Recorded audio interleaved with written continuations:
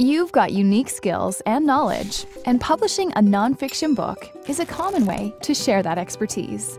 But most publishers, self-publishers, even ebook marketplaces all withhold one vital piece of information. Information that gives them the power and holds you back from making the income you deserve. They know who bought your book. They continue to profit by selling other products to your readers. But if you had this information, you'd have the power. Power to build a business around your knowledge. We call these information businesses, and we call the authors that build them infopreneurs. Once you've found readers willing to pay for your expertise, you don't want to stop there. Many of your readers will want to buy other books and information products you create. This is the key to making the income you deserve. Many infopreneurs can easily make 3 times more selling to their existing customers than they did from their initial book. Don't get stuck leaving money on the table as an author.